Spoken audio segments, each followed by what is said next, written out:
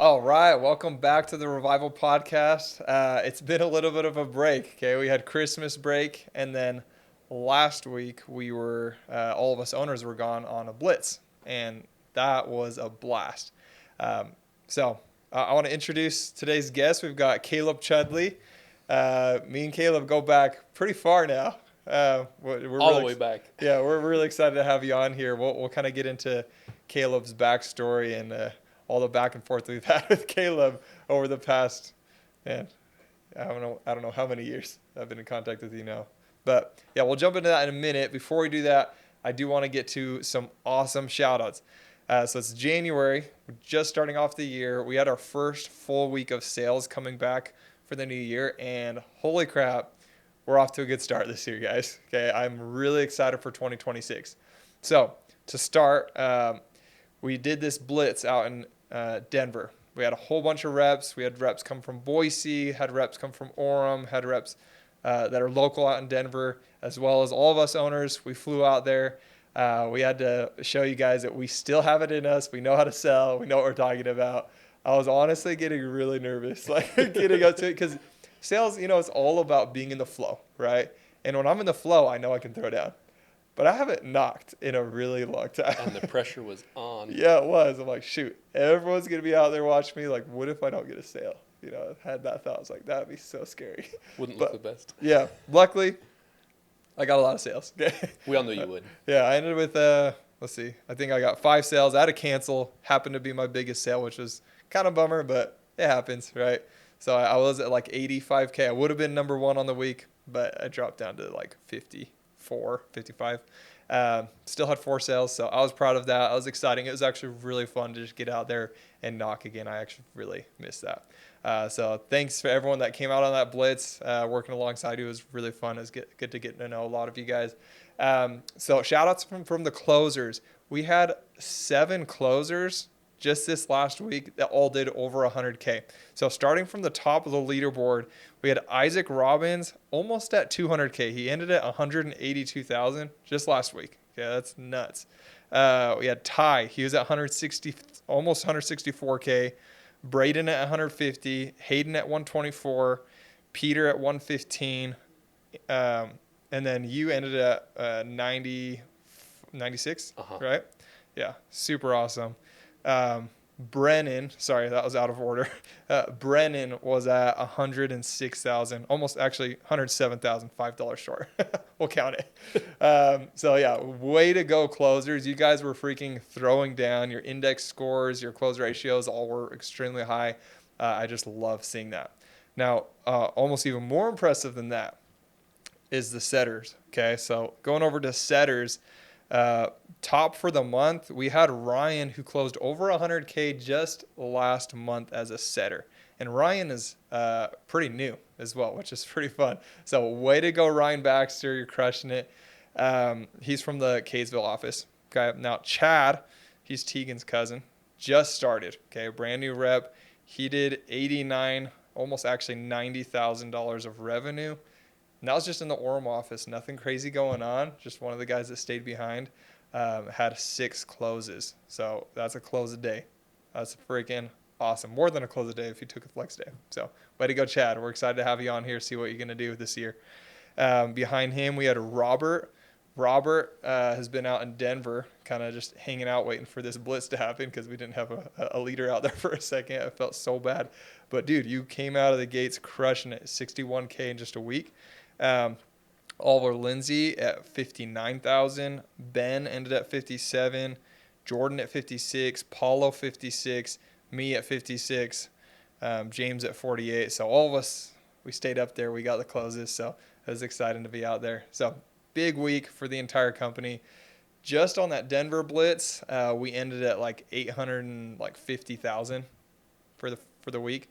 We were pretty dang close to $1 million, which it's been done before in Denver. We did that before, but that was really cool. And then company wide, I think we ended at like 1.1 million for the week. So definitely a good start. Let's just keep that momentum rolling for the rest of the year. We'll be sitting in a really good spot come into the year. Okay. For sure. Okay, that's all I've got for shout outs. Oh, one company announcement you guys should all be getting invitations this week to our 2026 awards gala.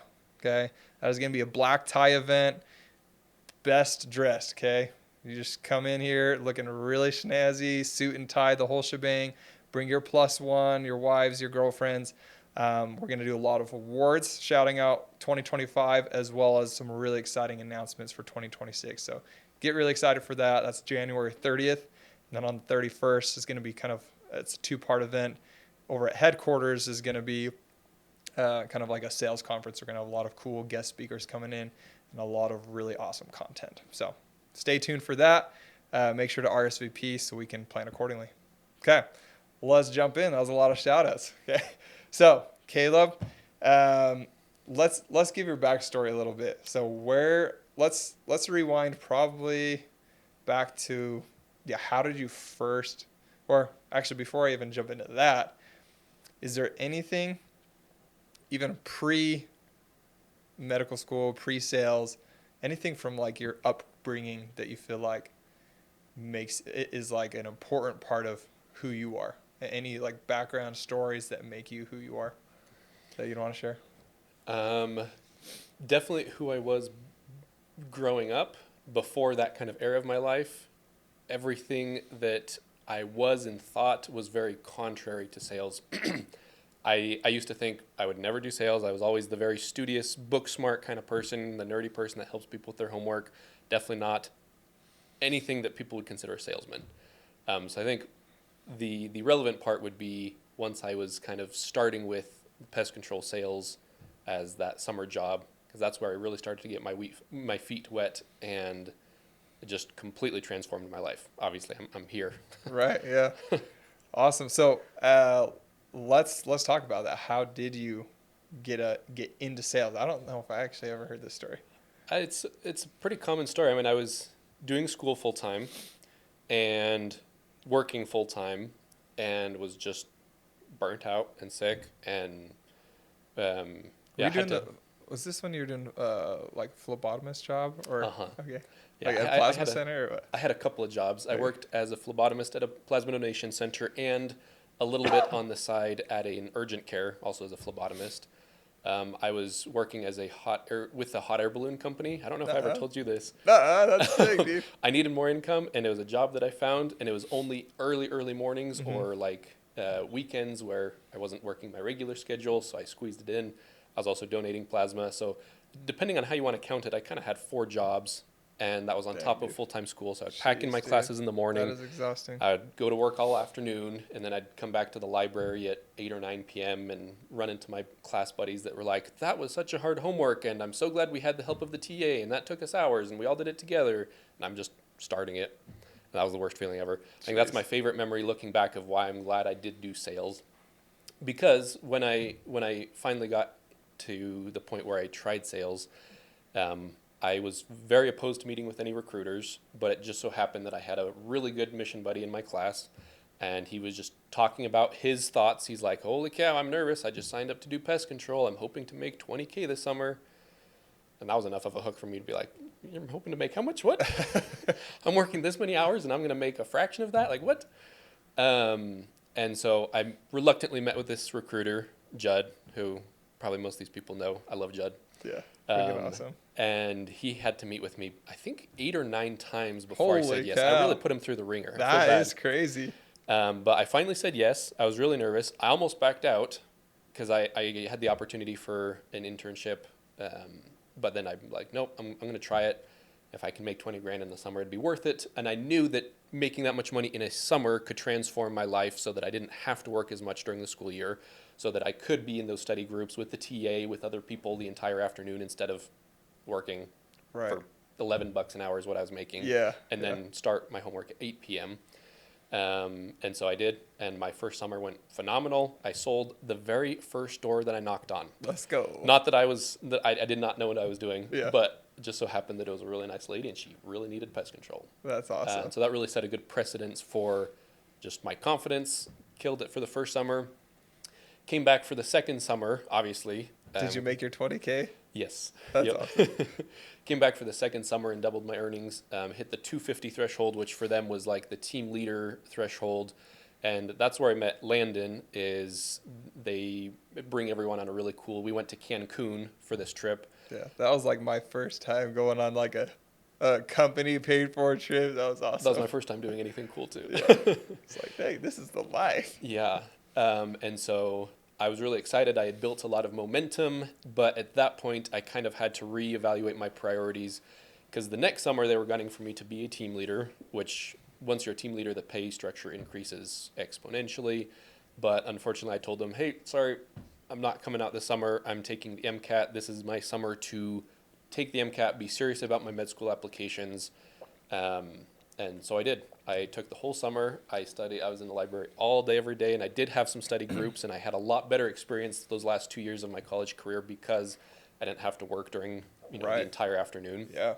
I got to do a job where it wasn't for money, but it was for credit as a research assistant, which was one of the coolest things ever. And this is all non-sales background. I'll have to keep this a little more brief. Long story short, took the MCAT, applied to med school. I learned a lot during the med school application process because it is a process. I ended up only getting accepted to one medical school, and that was if I did it through a Navy scholarship that would have been a 14-year commitment. Ooh, dang. And I was really burnt out. I was kind of like, why didn't I still just do pest control during the summer? Do you know how much I could have made as a team leader? And I had a lot of other things with relationships and family going on. I was just burnt out. I decided, and this is the biggest 180 I've pulled in my life. There cannot be a larger 180 than what I pulled, where I decided, you know what? Everything I worked tooth and nail for the last 5 years during this bachelor's degree, I'm not going to do med school. Bye. I'm going to do sales. I took a while to figure out what kind of sales I wanted to do. I looked into medical device sales. I looked into solar.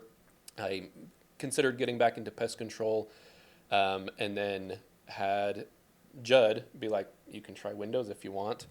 Landon's doing it, and I'd known Landon just a little bit from a partial summer.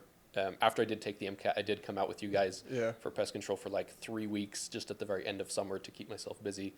But he said, I have a rep that's doing Windows. They have a lot of just kind of scrubs from Indeed that don't have any sales training, and they're making so much more than some of these guys that are doing pest control at a really high level that have been doing it for 3 years.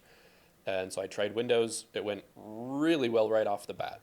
I think my third week, I got a $10,000 paycheck in a single week, and they hyped me up. It was with Performance Windows back when you were with Performance Windows before Revival started. They got me excited enough that I moved to Houston, Texas with them, and I started a branch for Performance Windows just as a setter in Houston, Texas. And then as soon as I heard Landon was starting his own company, I knew immediately, like, okay, I'm going back to be part of that company. I probably should have played hard to get or something, but I called Landon like, so can I come work with you? I have a lot of experience. I'm a closer now. And I did. I moved back to Utah. I was with Revival from day one.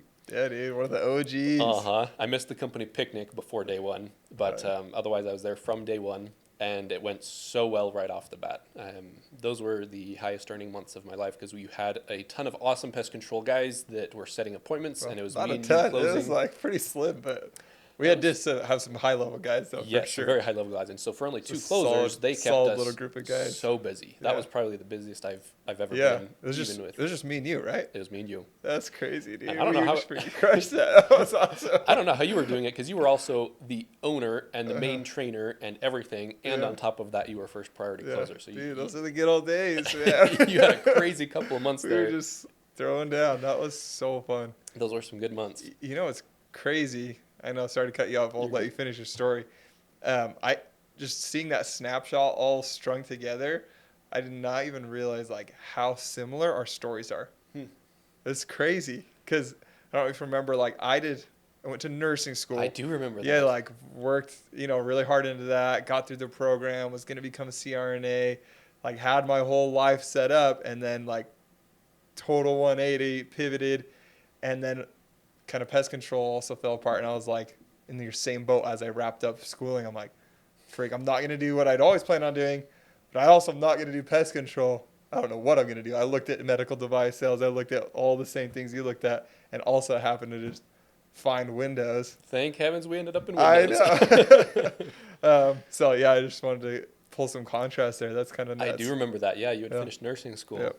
So, anyways, Um, yeah. So you get in here, we're throwing down, things are going awesome. Yeah, so Revival goes awesome, and then they get to the point where Revival got to the point where you guys were ready to open the Kaysville branch, and just because I don't have anything tying me down to one particular location, so I'm like, yep, I'll move. That's I guess, I don't know, my dumb self. I guess that's what I've made my entire career of, is moving with companies and starting brand new branches.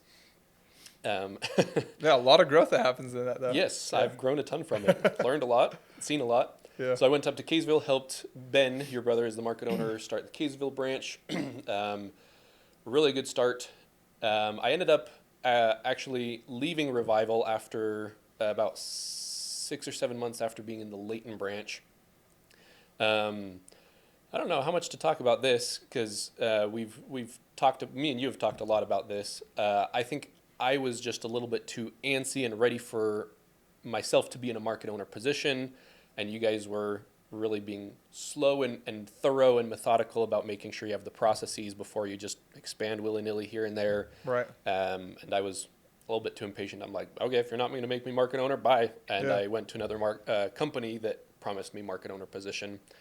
One thing I have learned from that is, sales is a cutthroat industry where there's a lot of recruiting and a lot of turnover and a lot of a lot of turnover in the sales industry. Right. If you're ever looking into another company and you're enticed by that company because they're promising you a promotion, that should be a huge red flag. That is a universal principle that I firmly believe in. Yes. I got excited. They were promising me a good promotion. They were promising market owner position for me in Phoenix, which is where I knew I wanted to be. And I went, and it was a good experience for the first couple months. They were very unorganized. They didn't have any recruiting systems. They didn't have any training systems. It was all on me. Yeah. I had never had formal leadership experience before. But I had some awesome reps that came out with me, Brennan and Will, and Yeah. a couple people that we Yeah, I found was there so in glad. Phoenix. I was so glad that Brandon went out there, because Brandon's my cousin, Uh-huh. right? And he had started off okay here, but then just like lost his, drive. Totally died off and was not getting paid. I'm like, we were gonna say, hey, you gotta go find something else. We need you getting paid. So I was actually really glad that he went down and somehow turned it around. I don't know what happened. Yeah, and I'm so glad too, because he really progressed in a lot of ways with Jim and with before he had. This is a total side note. I get a ton of fulfillment out of seeing reps build themselves personally, and I can't take any credit to this, but he really found his spiritual journey while he was in Phoenix and ended up going on a mission. Yeah, he's out there right and now. he's out there, and I've gotten his first couple emails, and Yeah. I love reading them. Yeah, that is awesome. And Will as well. Will, if you remember Will, he just got his mission called Nice. to the Czech Nice. Republic Slovakia mission. That's awesome. Anyway, so opened up Phoenix branch, went well enough. I think there was a lot of mismanaged expectations, and I didn't have any support. I very much felt like I was on an island. We ended up parting ways just a couple months ago, and so I went back to square one, which I hate at this stage of my life. I want something stable. I want to be part of something that I see the vision, and I'm confident that I will grow with it. And so obviously my first thought was, you know what, Revival did a lot of things really well that I didn't truly appreciate because I wasn't in a role that utilized all the processes and Right. structure that you guys were Right. building out. I looked into a couple other companies. I looked back into medical device sales. I'm never looking into that again. Windows is by far a big winner. Lots of enticing things, and I kind of gave you guys a hard time. I didn't want to feel sold. I wanted you guys to be transparent. I kind of felt like James was really painting a hyper-realistic picture, and I'm like, okay, show me what numbers are like. Show me what you've actually done. Show me what these apps are, and you did. You opened the books. I'm like, okay, yep, I'm going back to Revival. It's so easy, and I'm sure this is a lesson that you're learning, and all of us are always learning, and sometimes we have to be taught the hard way, and like sometimes also it takes a few different times of learning the same lesson. I think someone was telling me, until you've actually applied what you've learned from the lesson, life's going to continue to teach that lesson over and over and over again. Right? Hopefully, I'm finally to the point where I'll quit learning the hard way. And yeah, so one of those lessons, as I'm just hearing the story, is like the grass is always greener on the other side. There will always be someone that will make you some kind of offer that looks better than your current setup. Mm-hmm. It's like, because the reality is, if you're like even a decent producing rep, or even a crappy rep, right? Even if you're the crappiest rep on the team, there will be a company that has no reps and is extremely desperate and will promise you a promotion or pay that's like above the average pay for the industry. Those are like the two red flags. If they're recruiting you purely based off of a promotion or a higher pay scale, they're desperate. Yep. Run for the hills, right? It's like you don't want to be recruited to a company that's desperate. You want to be recruited to a company that has their crap together, that doesn't need to offer higher pay than everyone to get you over, and doesn't need to promise you a promotion. You want a company that has systems in place, that is very confident in themselves, that they can bring whoever they can through the door and generate leaders and build themselves from within. And I feel a little bit frustrated because I feel like because my background was so non-sales related, I was almost over trusting or a little bit naive. And I feel like I did go through that ringer a couple times of, oh, I'm in this company and there's frustrations that I have and the grass is greener. And I got recruited a couple times to, a couple different companies because of exactly that. Oh, we're painting the picture so much better. Hey, we're going to do so much more. Hey, you're going to get a promotion, better pay, blah, blah, blah. And I feel like I got sold without really understanding. I don't know. Salesmen are very talented. Yeah. Salesmen know how to hook you really in. For sure. And so I feel like I got sold being a little bit naive instead of understanding what things were priorities to look for. Yeah. And I think there's some aspects to this, or just in life in general. Let's see. How does that one saying go? It's like, choose your love and love your choice, right? Mm-hmm. When you're getting married, right? Uh-huh. There's always going to be there's always another fish in the sea that's like maybe better looking or whatever it might be. Like, no, you choose who you're going to love, and then you just love who you chose, and you just stick your head down and you make that work. And same thing goes for your career, right? It's like, find something where you feel good about, that you can settle down, that does have like a really good path for your growth, and then just put your head down and get to work. And sure, maybe pop up every year or so. It's like, hey, you know what? I'm doing good. Like, this is awesome. But if you're constantly got your head on a swivel and looking around, it's like, you're not going to get anywhere. You're going to be bouncing around between companies, and you're going to end up every single year starting exactly where you were the year before. And that's right? the worst feeling. And that's kind of where you're feeling right, a little bit, right? It's like, Andrew, as awesome as you guys, as awesome of a job as you guys did at kind of being thorough and open, I think the biggest factor of why I decided to go with Revival was Andrew. I had a couple really key conversations with Andrew outside of the conversations with you, great. James and Bridger. And he said something that I kind of had learned but hadn't put to words yet. He was talking about how there's no shortcuts to growth. I think every time I made a move to a different company, the grass is greener, the shiny object syndrome, whatever you want to call it. Obviously, I did learn a lot. Right. But I feel like I was kind of deceiving myself into being like, okay, I'm in a higher position now. That means I know more. But Andrew is really good at going back to the basics and just, that phrase, there's no shortcuts to progress. There's no shortcuts. I'm excited to be back at Revival, and especially excited to learn and train with Andrew. He's just professionally has so many things that he's just gotten down so systematic that I feel like with this current experience at Revival, I'm going to finally do something that I should have developed a long time ago, of just taking things from the basis of leadership skills and building up my abilities instead of being thrown into a position, doing decent enough at the position, but it's all just, in my mind, it was very superficial. Right. Or just totally relying on someone else, right, to feed you success. Like if this other company's promising you a promotion into this cooler role, it's like great. But if you're not at that level yet, are they going to like just feed you that role? It's And like, how's that work, right? I almost did it again. In fact, there was another company called Bright Windows, and they are brand new, and they were promising to recruit a ton of people for me. And it's a very enticing offer. It was an enticing offer. They would recruit a ton of people, and recruiting is specifically the one thing that I haven't figured out yet. And so I'm like, well, if I haven't figured out recruiting, and they're going to figure out that part for me, everything will go super smoothly. And at the end of the day, I'm trying, we talked about this earlier this morning, I'm trying to have a better long-term vision. I'm trying to more carefully consider the consequences, the long-term consequences of my actions. And, throwing myself into a position like that wouldn't teach me the skills. In fact, it would do the opposite. It would bar me from even the potential of learning that skill because they're taking care of everything for me. And I knew that it would only be temporary. And after 6 months, I would be exactly back in the same place of, well, let's pretend like I know what I'm doing instead of having some support and some training. Yeah.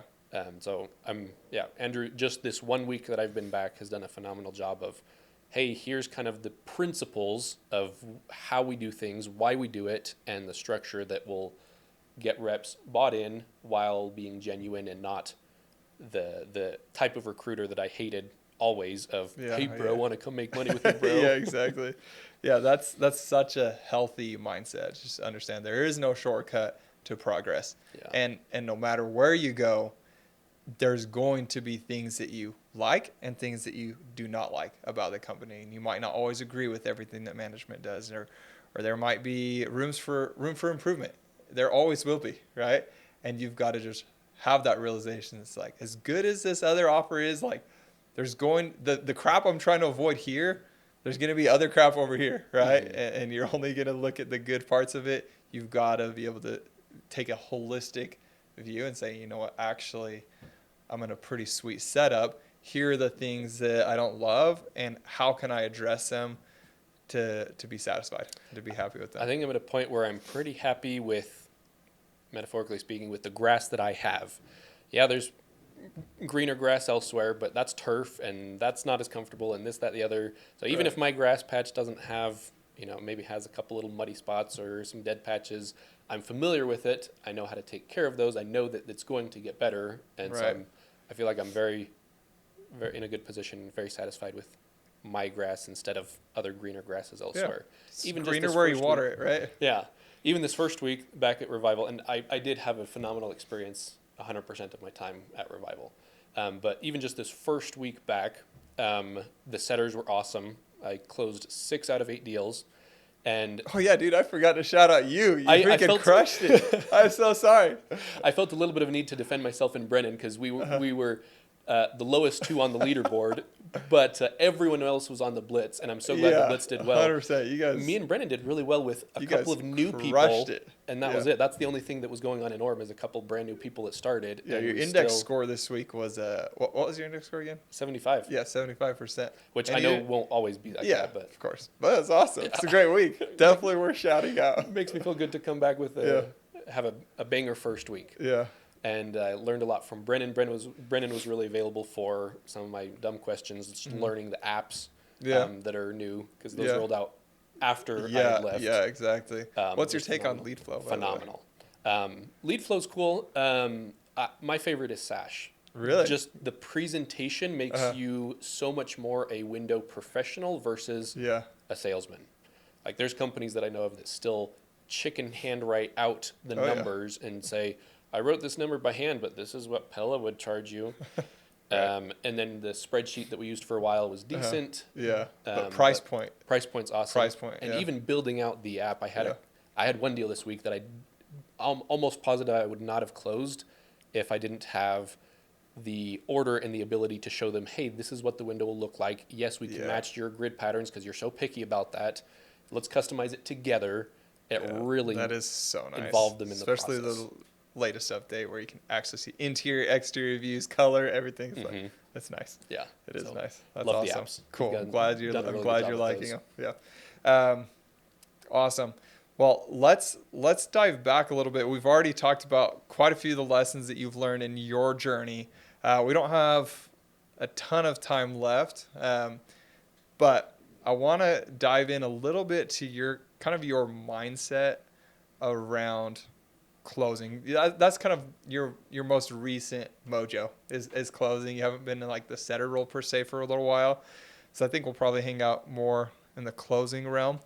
Um, but is there, if you had to pinpoint one of your top attributes as a closer, or maybe like your secret sauce, because you are a really good closer, what do you feel like that is? I I figured you might ask a question like that, and I was trying to think. The only answer I could come up with is that I just genuinely love people. Like when I get there, I'm excited. I love being a closer, showing up to appointments where people are expecting you, interested in your product, opening the door to you. You get to chat with them, build rapport, learn about them. I think because I love my interactions with the people, it turns it into a rapport building, trust building. Uh, yeah, the rapport and trust that I build because I love the people that I meet is so strong that they view me as someone that they can make a Right. 20, 30, $40,000 purchase within 1 hour. Um, I'm enthusiastic. I'm extroverted, but just kind of like what Andrew's teaching me about the recruiting process. First, just get to know them, talk about something that interests them, make a connection with something. That's the part that comes naturally to me. The sales side, again, uh, I've done sales and I've been successful enough at sales for long enough that I should be like, yeah, I'm the type of person that can do sales, but I still view myself as that nerdy Right. guy that's not good Yeah. at sales. Uh-huh. And I attribute most of my success to just connecting with people and being very informative, very cards on the table. Like, hey, here's the process. It's a great deal. Here you go. Take it or leave it, Yeah, right? take it or leave it. Yeah. That's awesome. Yeah, I think that's huge for both setters and closers is being able to make a quick connection with someone. And people can feel that if like you genuinely are excited to be with them, excited to build a relationship with them, and you just love them for who they are, right? It's all about love. That sounds weird, but Yeah. it's all about just having that person's best interest at mind rather than the mistake that a lot of reps will make. It's like everything's out of their best interest. Like, Yeah. so whether or not, if it comes down to a decision between screwing this person over so that I can make more money, or like, hey, this is actually not a good idea for this person, you would choose to do that because it's in their best interest. And if that's you at heart, it's like they feel that.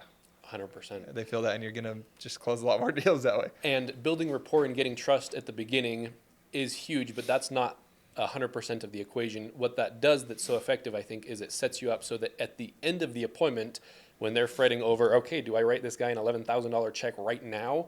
Do I finance and make a huge purchase? Do I use up half my life savings for an important upgrade? Because you've built that trust, at that point, you get to help walk them through pros and cons. You get to help them make a decision that they feel comfortable with, that you just aren't in the same position to be on their team at the end if you didn't build a rapport at the beginning. Totally. That's one of my favorite things with closers. Just teaching them. It's like, hey, when you're there, your role, your true role, is playing the counselor, right? It's Uh-huh. like the advisor. And people need an advisor. Yeah, they do. It's like they've never made this decision before. It's like this is their first time, most likely, 99% of our customers, this is their first time sitting down and deciding whether or not they should replace their windows. They just haven't done it. But you've done it, right? You as a closer, you've done it hundreds of times. You've seen other people do it. Yeah. And so you know the ins and outs of it, you know the pros, you know the cons, you know all these other people's situations of kind of what they worked through and how they came to a good solution so that both spouses are on board and they're excited about it and they're making a good decision. It's like you are the most qualified, the best person to help them make that decision. That's what I love about closing. It's like you get to sit there and just like, hey, I'm just third party here, but here's my 2 cents, right? And if you can get to that position where they actually feel like you're third party and not biased, even though obviously everyone has a bias, right? But you really have their best interests, then you can really do some cool things. And I'm excited to get that feeling for other aspects of sales, specifically recruiting. I've had, like I mentioned with Brennan and Will, a couple of instances where, yeah, recruiting people and helping them figure out those ropes is very fulfilling, and not something that I've done enough or well enough that I can say with as much passion as closing, I love it, I've figured it out, I see the picture, and I know exactly how to navigate it. And that's kind of the next step that I'm really looking forward to honing in my skills on. Yeah, that really is the next level, is recruiting. It really goes kind of in order: setting, closing, recruiting. Because in each of those, your interactions and your relationship gets longer and longer, right? Setting on the doors, your 5-minute conversation, that's about it, right? And the follow-up. Closing, you get to build rapport for an hour and have that conversation with them, maybe touch points with them a few times along the way if they have questions. And then recruiting, though, that's a huge jump, because now it's like, all right, this person's livelihood and their income depends on me, like helping them learn the ropes, and you get to build and foster that relationship with them and really help change the trajectory of their life. That is by far the most fulfilling part of sales. That's why we started this company. It's like, to watch that happen over and over and over again, that's so satisfying. It's also a very nerve-wracking part of sales. Like, For sure. This guy, his paycheck, his success in life depends on me providing an opportunity that will serve him well. Yeah. It can be a little bit nerve-wracking, Yeah. for sure.